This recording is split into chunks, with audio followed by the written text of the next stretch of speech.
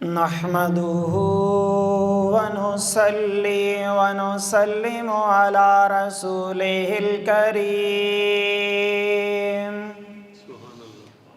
أما بعد فأعوذ بالله من الشيطان الرجيم بسم الله الرحمن الرحيم يا أيها الذين آمنوا كتب عليكم الصيام كما كتب على الذين من قبلكم لعلكم تتقون آمنت بالله صدق الله العظيم وصدق رسوله النبي الكريم إن الله وملائكته يصلون على النبي يا أيها الذين آمنوا صلوا عليه وسلموا تسليما محبت سے پڑھیے الصلاۃ والسلام علیک یا رسول اللہ وعلی آلک واصحابک یا حبیب اللہ الصلاۃ والسلام علیک یا نبی اللہ وعلی آلک واصحابک یا نور اللہ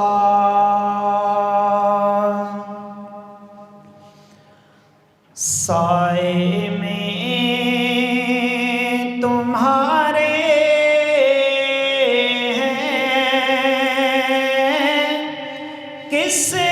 قسمت یہ ہماری ہے قربان دل و جان ہے کیا شان تمہاری ہے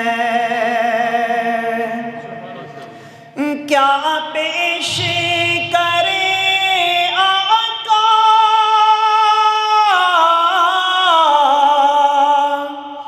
کیا چیزیں ہماری ہیں یہ دل بھی تمہارا ہے یہ جان بھی تمہاری ہے قربان دل و جان ہے کیا شان تمہاری ہے گولا کی برے ہم ہیں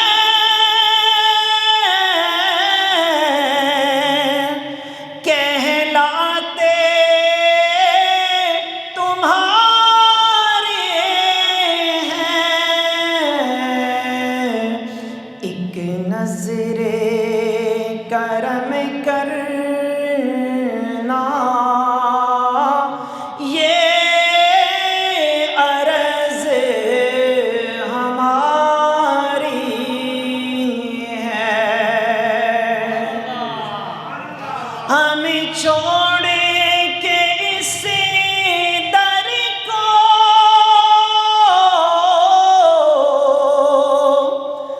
جائیں تو کہاں جائیں ہم چھوڑ کے اس در کو جائیں تو کہاں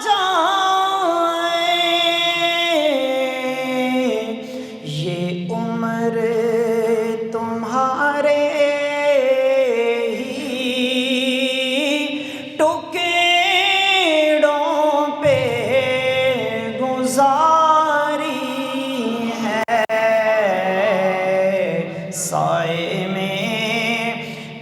تمہارے ہیں، قسمت یہ ہماری ہے، قربان دل و جان ہے، کیا شان تمہاری ہے۔ بعد از حمد و صلوات، تمام تعریفیں خالق کائنات کے لیے جو سارے جہانوں کا پیدا کرنے والا اور پالنے والا مہربان رب کریم ہے۔ کروڑوں درود، خربوں سلام اللہ کے آخری نبی جناب محمد مصطفیٰ صلی اللہ علیہ وسلم کی ذات بالا صفات کے لیے، جنہیں رب کائنات نے خاتم النبیین کا تاج سجا کر دنیا میں مبعوث فرمایا ہے۔ رب کا کروڑ ہا کروڑ کرم ہے کہ اللہ تبارک و تعالیٰ نے ایک مرتبہ پھر ہمیں زندگی میں رمضان المبارک کی پرکیف گھڑیاں نصیب فرمائی ہیں۔ میرا مالک آئندہ رمضان ہمیں مدینۃ الرسول میں دیکھنا نصیب فرمائے۔ اللہ تبارک و تعالیٰ ارشاد فرماتا ہے، اے ایمان والو، تم پر روزے فرض کیے گئے ہیں جیسا کہ تم سے پہلی امتوں پر فرض تھے۔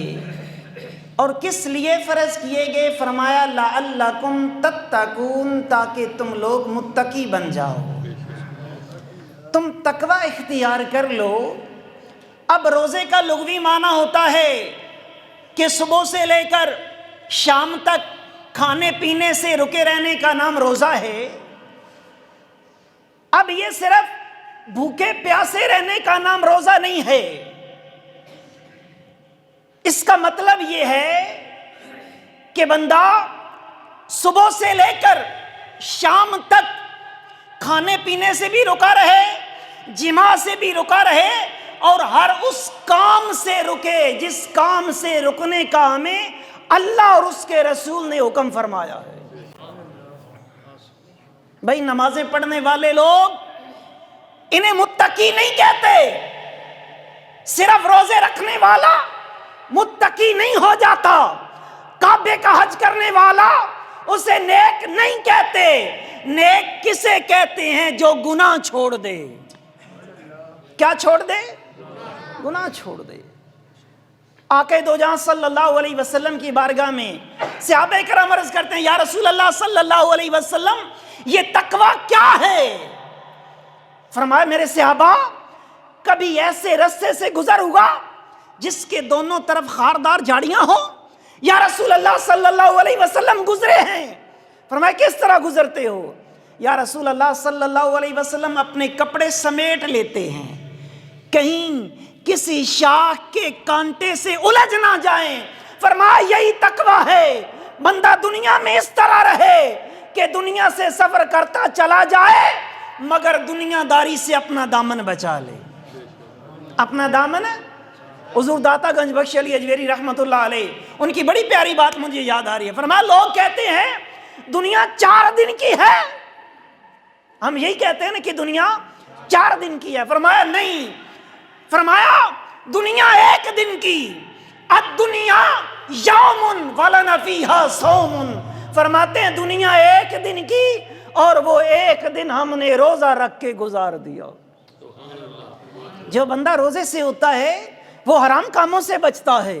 میرے آقا دو جہاں صلی اللہ علیہ وسلم نے ارشاد فرمایا، جب ماہ رمضان کی پہلی رات آتی ہے، کون سی رات آتی ہے؟ پہلی رات آتی ہے، اللہ تبارک و تعالی آسمانوں کے دروازے کھول دیتا ہے، کھول دیے جاتے ہیں، اور جو بندہ ایک سجدہ کرتا ہے میرا رب اسے 1500 نیکیاں عطا فرماتا ہے، اور جنت کے اندر یاقوت کا اس کے لیے گھر بنایا جاتا ہے، اور فرشتے اس کی مغفرت کی دعا کرتے رہتے ہیں۔ فرشتے دعا کر رہے ہیں، باری تعالیٰ یہ روزہ دار ہے، اس کی مغفرت فرما دے، یا اللہ یہ روزہ دار اس کے گناہ معاف فرما دے۔ اور دیکھیے کتنا کرم ہوتا ہے رب کا کہ ماہ رمضان میں عبادت کا شوق بڑھ جاتا ہے۔ بڑھ جاتا ہے یا نہیں بڑھتا؟ لوگ رب کے گھر کے اندر سر بسجود ہونے کے لیے آتے ہیں۔ کوئی نماز کے لیے آ رہا ہے، کوئی نماز کے بعد تلاوت قرآن کر رہا ہے، کوئی تسبیح پڑھ رہا ہے، کوئی ذکر کر رہا ہے، کوئی درود پاک پڑھ رہا ہے، کوئی اللہ اللہ کر رہا ہے۔ یہ سب کیا ہے؟ یہ ماہ رمضان کی برکتیں ہیں، یہ ماہ رمضان کی برکتیں ہیں۔ حضرت سیدنا ابو درداء رضی اللہ تعالی عنہ، آپ بیمار ہو گئے، زندگی کی آخری سانسیں گن رہے ہیں، حضرت یوسف بن سالم بن عبداللہ یہ ملنے کے لیے آئے۔ اب مجھے ایمان سے بتائیں، جب بندہ کسی کی عیادت کرنے جائے، اس سے خیریت پوچھے تو وہ طبیعت کا حال بتاتا ہے نا۔ جب آئے جناب سیدنا ابو درداء کی بارگاہ کے اندر، یوسف بن سالم بن عبداللہ کہنے لگے حضرت کیا حال ہے؟ فرمایا میں تمہیں آقا دو جہاں کی ایک بات نہ بتاؤں، ایک بات نہ بتاؤں؟ ارے کیسے وہ لوگ تھے کہ لوگ عیادت کرنے جاتے تھے وہ تبلیغ کیا کرتے تھے؟ فرمایا جو بندہ وضو کرے، وضو کر کے مصلی پہ آ جائے، 2 رکعت یا 4 رکعت پڑھے، میرا رب اس کے گناہ معاف فرما دیتا ہے، میرا رب اس کے گناہ معاف فرما دیتا ہے۔ کیا روزہ یہ سمجھ لیا صبح سے لے کر شام تک بھوکے رہے یہ روزہ ہے؟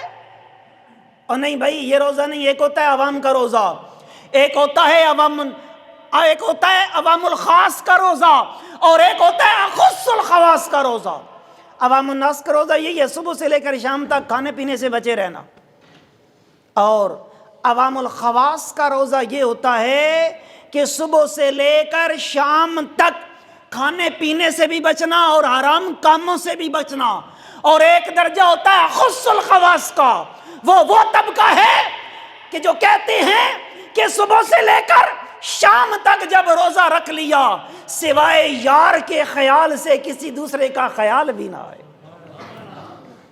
سوائے یار کے خیال سے کسی دوسرے کا خیال نہ آئے، کچھ کسی کا خیال نہ آئے۔ وہ کہنے والے نے کہا تھا نا، میاں وہ سلطان بہو نے فرمایا نا کہ جو دم غافل سو دم کافر، سن مرشد اے پڑھایا۔ اور اے بھائی جو لمحہ، جو سانس اس کے ذکر، اس کی یاد کے بغیر گزر جائے وہ تو عالم کفر میں گزرا ہے۔ آل اللہ تو یہ کہتے تھے وہ عالم کفر میں گزرا ہے۔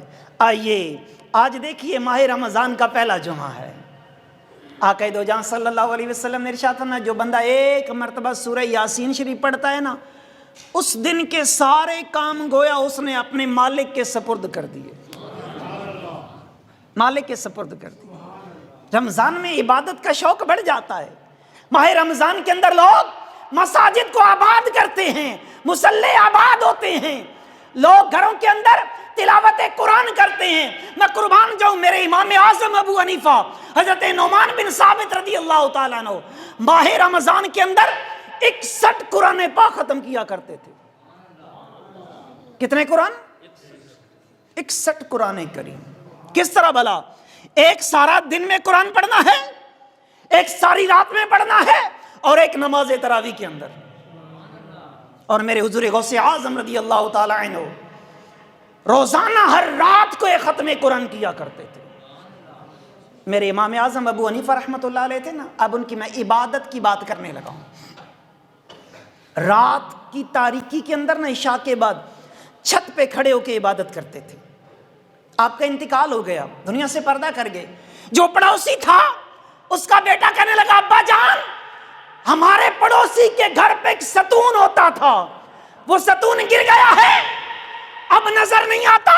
فرمایا بیٹا وہ ستون نہیں تھا، وہ امام اعظم ابو حنیفہ تھا جو رات کو اٹھ کے اپنے رب کی عبادت کیا کرتا تھا، رات کو اٹھ کے اپنے رب کی عبادت کیا کرتا تھا۔ آج کتنے لوگ ہیں بھائی ایسے؟ آج تو نماز تراویح کے لیے نہیں جاتے، امام صاحب کھڑا بڑا کرتے ہیں جی، وہ نادر آفس میں جانا ہے بڑی گھنٹوں کی لائن ہے، امیگریشن کی لائن بڑی لمبی 2.5-3 گھنٹے لگ گئے، بل جمع کرانے گئے وہاں پہ لائن لگی ہے، یوٹیلٹی سٹور ہے وہاں پہ لائن ہے، آٹا لینے کے لیے وہاں پہ لائن ہے، ہر ایک کا انتظار ہو رہا ہے، وہ 1 گھنٹہ نماز تراویح میں قرآن سننے کے لیے کوئی تیار نہیں۔ شاہ صاحب ایسی بات ہے یا کہ نہیں؟ کتنے لوگ آتے ہیں، کتنا جذبہ رہ گیا۔ آج تو لوگ دھڑلے سے کہتے ہیں بھائی ہم تو مزدوری کرتے ہیں، بھائی روزہ نہیں رہتا ہم سے۔ میں نے کہا جناب صدیق اکبر سے لے کر بلال حبشی تک جتنے لوگ تھے یہ مزدوری بھی کرتے تھے، روزے بھی رکھا کرتے تھے۔ رکھتے تھے یا نہیں رکھتے تھے؟ میرے حضور غوث اعظم رضی اللہ تعالی عنہ، وہ پیروں کے پیر، روشن ضمیر محبوب سبحانی، شہباز لامکانی، قندیل نورانی، الحسنی والحسینی، میرا محی الدین شیخ عبد القادر جیلانی قدس سرہ نورانی، آپ کی یوم ولادت ہے 1 رمضان المبارک، اور مطلع ابر آلود تھا۔ لوگ آپ کی والدہ ماجدہ ام الخیر فاطمہ ان سے پوچھنے کے لیے بی بی صاحبہ کیا رمضان کا چاند نظر آیا؟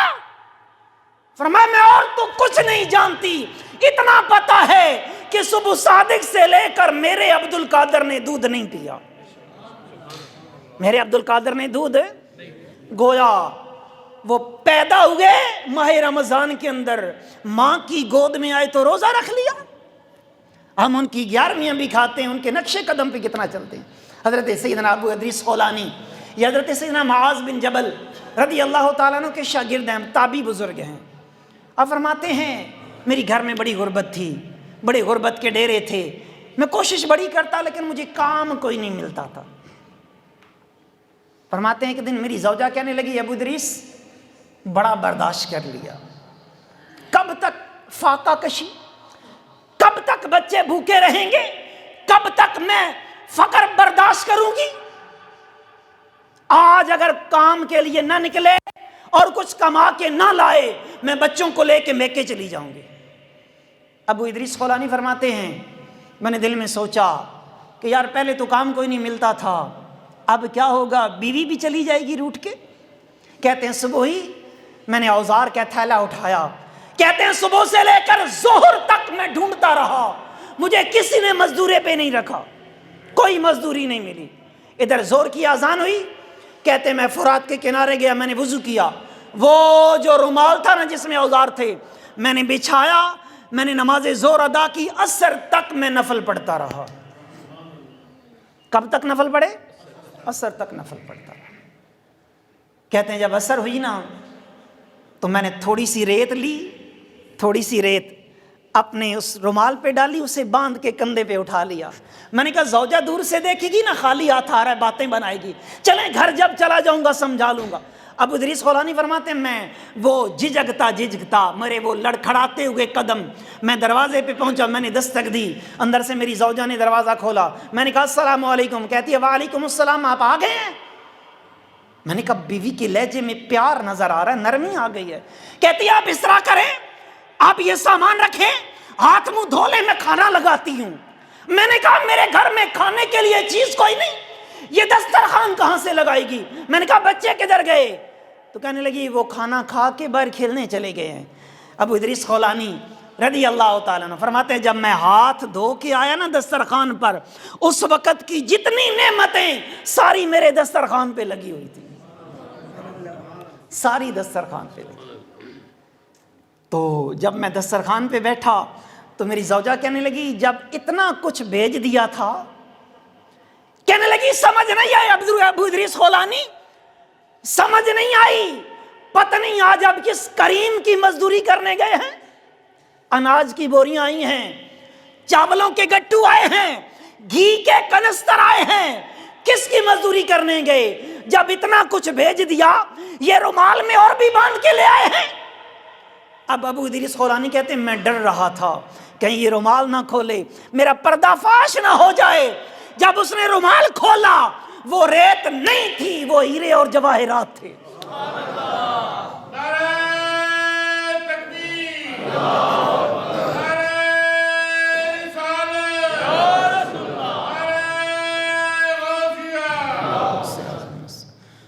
وہ ہیرے اور جواہرات تھے۔ تو کہتے ہیں میں رو پڑا تو عاطف غیبی سے آواز ہے ابو ادریس خولانی جو ہم سے تجارت کرتا ہے ہم اسے بدلہ پورا پورا دیا کرتے ہیں۔ ارے تو آ تو صحیح اس کی بارگاہ میں، تو سر نیاز جھکا تو صحیح، تو عبادت کا بیج بو تو صحیح، وہ دیکھنا کیسے رحمت کی فصل اگاتا ہے۔ آج عبادت کا جذبہ چلا گیا، عبادت کا شوق ختم ہو گیا، عبادت کا ذوق چلا گیا ہے۔ آج ہر ایک چیز کے لیے، ہر کام کے لیے ٹائم ہے، اگر ٹائم نہیں ہے تو رب کی بارگاہ میں آنے کے لیے ٹائم ہے۔ حضرت سیدنا عائشہ صدیقہ رضی اللہ تعالی عنہ فرماتی ہیں میرے سرکار صاحب معراج صلی اللہ علیہ وسلم کی میرے حجرہ اقدس میں آنے کی باری تھی۔ آقا دو جہاں تشریف لے آئے، آرام کرنے لگے۔ فرماتی ہیں آدھی رات کا وقت ہوا، میں نے اٹھ کے دیکھا کہ میرے محبوب صلی اللہ علیہ وسلم بستر مبارک پہ نہیں ہیں۔ فرماتی ہیں میں نے سرکار کی کملی اوڑھی اور میں سرکار کو تلاش کرنے کے لیے نکلی۔ گنبد خضرا اور بقیع کے درمیان سرکار کو پایا، اور آقا دو جہاں اپنے رب سے مناجات کر رہے ہیں۔ میں نے عرض کیا یا رسول اللہ صلی اللہ علیہ وسلم آپ ادھر؟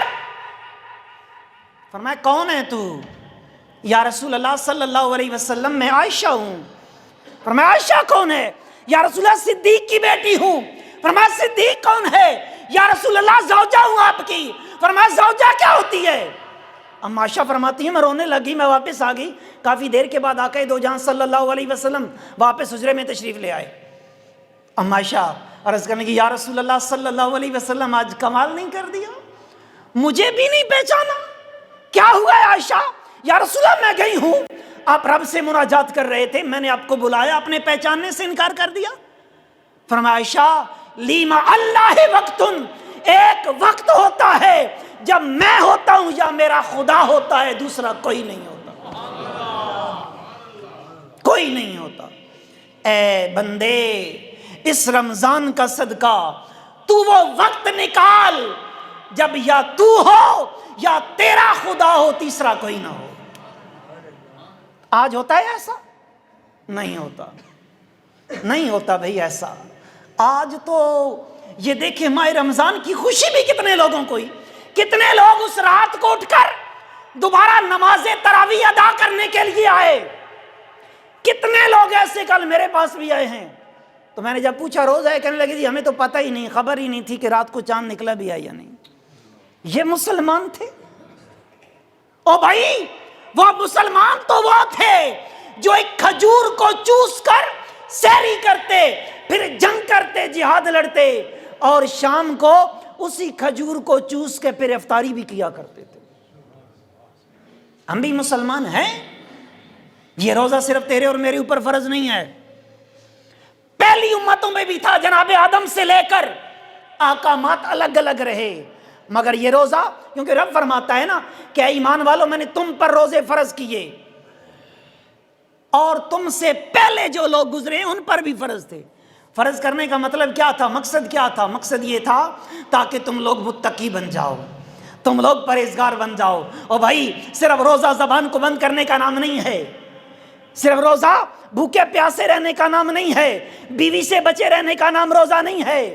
روزہ یہ ہے کہ تیری آنکھ یہ غیر کی طرف نہ اٹھے، تیری زبان سے کوئی غلط بات نہ نکلے، تیرے کان یہ حرام بات نہ سنیں، تیرے ہاتھ یہ حرام کی طرف نہ بڑھیں، تیرے قدم بھی حرام کی طرف چل کے نہ جائیں۔ تیرے ہاتھ کا بھی روزہ ہو، تیرے پاؤں کا بھی روزہ ہو، تیری آنکھ کا بھی روزہ ہو، تیرے دل کا بھی روزہ ہو، تیری نگاہ کا بھی روزہ ہو۔ جب یہ سارے معاملات کر کے آئے گا پھر دیکھنا میرا مالک تجھے کیسے لباس تقوی سے نوازتا ہے، نوازتا ہے یا نہیں نوازتا۔ آج وہ لوگ جب ماہ رمضان آتا تھا وہ لوگ فارغ ہو جاتے تھے اپنے معاملات سے۔ صحابہ کرام کے بارے میں آتا ہے جب آتا نا شعبان المعظم کا مہینہ، اپنی زکاتیں دے کر جن پر قیدیوں پہ حد لاگو کرنی ہوتی لاگو کر دیتے، جن کو آزاد کرنا ہوتا آزاد۔ ماہ رمضان چٹ کے صرف اپنے رب کی عبادت کیا کرتے تھے۔ آج عبادت کا ذوق ختم ہو گیا ہے، عبادت کا شوق چلا گیا ہے۔ آقا دو جہاں صلی اللہ علیہ وسلم اپنے صحابہ کو فرما رہے ہیں، فرمایا میرے صحابہ میں بتاؤں کہ بندہ اپنے رب کے سب سے زیادہ نیڑے کس وقت ہوتا ہے؟ رب کے قریب کس وقت ہوتا ہے؟ یا رسول اللہ صلی اللہ علیہ وسلم آپ ارشاد فرمائیں کب بندہ رب کے قریب ہوتا ہے؟ فرمایا جب وہ سجدے کی حالت میں ہوتا ہے۔ بندہ جب سجدے کی حالت میں ہوتا ہے اپنے رب کے سب سے زیادہ نیڑے ہوتا ہے. فرمایا اس لیے جب رب سے دعا مانگا کرو سجدے میں جا کر دعا مانگا کرو. او بھائی جب تو سجدے میں گر گیا تو نے اپنا سر نیاز اس مالک کی بارگاہ میں جھکا دیا. اب اس کی بارگاہ میں سر نیاز جھکا کر جب تو اس مالک سے مانگے گا کیا خیال ہے تیرا مالک تجھے عطا نہیں کرے گا؟ کرے گا نا. ہمیں مانگنے کا طریقہ نہیں آتا, ہمیں سلیقہ نہیں آتا. کتابوں میں لکھا ہے ایک بت پرست تھا کافر, 70 سال گزر گئے وہ اپنے بت کے سامنے بیٹھا ہوا ہے, یا صنم یا صنم یا صنم کا وظیفہ کر رہا ہے. اسی عالم کے اندر اسی مستی میں اسے نیند آ گئی, غنودگی آ گئی. جب نیند کا جھٹکا لگا یا صنم کی بجائے بے ساختہ نکلا یا سمد. ادھر یا سمد نکلا, وہ سمد عالم بالا سے بولا جی میرے بندے جی میرے بندے جی میرے بندے. فرشتوں نے ہاتھ جوڑ دیے, یا اللہ یہ تیرا نہیں ہے یہ غیر ہے. 70 سال گزر گئے غیروں کو پوج رہا, اس نے تو آج بھول کے تیرا نام لیا ہے. فرمایا اس جھوٹے کو 70 سال سے پکار رہا ہے وہ نہیں سن رہا, مجھ سچے کو بھلے اس نے بھول کے بلایا ہے میں بھی جواب نہیں دوں گا تو اور کون دے گا. تو آ اس کی بارگاہ کے اندر, تو اپنا سر نیاز جھکا اس کی بارگاہ کے اندر. آج دیکھیں نا نماز فجر کے لیے کتنے لوگ آتے ہیں, نماز ظہر کے لیے کتنے نمازی ہوتے ہیں, عصر مغرب عشاء. میرے آقا دو جہاں صلی اللہ علیہ وسلم نے ارشاد فرمایا, صحابہ کرام کے بارے میں آتا ہے کہ صحابہ کرام جمعے والے دن جمعہ پڑھنے کے لیے ہاتھوں میں چراغ لے کے آتے تھے. مطلب پتہ کیا ہے, ابھی اندھیرا ہوتا تھا وہ جمعے کی نماز کے لیے مسجد میں حاضر ہو جاتے تھے. اسلام میں سب سے پہلی بدعت جو ظاہر ہوئی وہ یہ ظاہر ہوئی, لوگوں نے یہ جمعے کے لیے جلدی مسجد آنا چھوڑ دیا. آج انتظار کر رہے ہوتے ہیں کب وہ مؤذن صاحب خطبے کی اذان دیں گے تو ہم جائیں گے مسجد کے اندر. یہ ماہ رمضان آیا ہے نا, اس ماہ رمضان کا تحفہ یہ ہے کہ 5 وقت کی با جماعت نماز مسجد کی پہلی صف میں ادا کی جائے. کرنی چاہیے نہیں کرنی چاہیے؟ صحابہ کرام فرماتے ہیں ہمیں کسی بندے کے مرتد ہونے کا پتہ تب چلتا تھا جب وہ نمازیں چھوڑ دیتا تھا. ہمیں پتہ چل جاتا ہے اس نے اسلام چھوڑ دیا ہے جب کوئی نماز چھوڑ دیتا تھا. آج کتنے لوگ ایسے ہیں جو صرف رمضان کے مہینے میں جمعہ پڑھنے کے لیے آتے ہیں, رمضان میں بھی 5 وقت کی جماعت انہیں نہیں ملتی, وہ محروم رہ جاتے ہیں. کہیں ایسا تو نہیں ہے کہ رب نے اپنے گھر کے دروازے ہمارے اوپر بند کر دیے ہیں؟ وہ دیکھیں نا, ہمارے کچھ دوست ہوتے ہیں بازار میں ملتے ہیں, کسی کے ساتھ ہم گاڑی میں آتے جاتے موٹر سائیکل پہ آتے جاتے سلام کرتے ہیں, کسی کے لیے رک جاتے ہیں, کسی کے لیے ہم گاڑی سے نیچے اتر آتے ہیں, اور کوئی ایسا ہوتا ہے جس کو اپنے ساتھ گھر میں بھی لے کے آتے ہیں, اور کچھ ایسے خاص ہوتے ہیں جن کو بیٹھک میں نہیں بٹھاتے بلکہ اپنے اندر گھر لے کے آتے ہیں. تو یہ رب کا گھر ہے, رب جن کو توفیق بخشتا ہے وہ رب کے گھر کے اندر آتے ہیں. اور اگر مسجد کی حاضری سے آپ یا قاصر ہو چکے ہیں نا تو پھر رب سے معافی مانگیں, توبہ کریں کہ کہیں رب کی رحمت روٹھ تو نہیں گئی, رب نے اپنی رحمت کے دروازے ہمارے اوپر بند تو نہیں کر دیے. رب یہ کہتا ہے بس ٹھیک ہے, یہ بارش سے جو کچھ مانگتا ہے, پیسہ چاہتا ہے, عزت چاہتا ہے, دو اسے میری طرف نہ آنے دیں. کتنے لوگ ایسے ہیں جو کروڑوں کے مالک ہیں مگر رب کے گھر کی حاضری انہیں نصیب نہیں ہوتی. اللہ کی بارگاہ میں دعا کرتے ہیں میرا مالک یہ ماہ رمضان ہمارے لیے باعث مغفرت فرما دے. یار دیکھیں نا آج جمعے کا دن ہے نا, میرے آقا دو جہاں صلی اللہ علیہ وسلم نے ارشاد فرمایا جمعہ کی ہر گھڑی, یوں سمجھے ہر ساعت, آنکھ جھپکنے کی دیر, اللہ پاک 10 لاکھ لوگوں کو جہنم سے آزاد کرتا ہے. کتنے لوگوں کو؟ ہر گھڑی میں, جمعرات اور جمعہ ہر گھڑی میں 10 لاکھ لوگ جہنم سے آزاد کیے جاتے ہیں. اور ہر روز افطار کے وقت اللہ پاک 10 لاکھ گناہگاروں کی بخشش کرتا ہے. پھر یہ مغفرتیں ہوتی رہتی ہیں, بخششیں ہوتی رہتی ہیں. جب چاند رات آتی ہے نا, چاند رات, پورے مہینے میں رب نے جتنے لوگ جہنم سے آزاد کیے ان کا مجموعہ، پھر اس ایک رات میں اللہ پاک لوگوں کو جہنم سے آزاد کرتا ہے۔ اللہ پاک عمل کی توفیق عطا فرمائے، خاتمہ بالایمان فرمائے، اور ہمیں اپنی عبادت کا ذوق نصیب فرمائے۔ آمین بجاہ النبی الامین صلی اللہ علیہ وسلم۔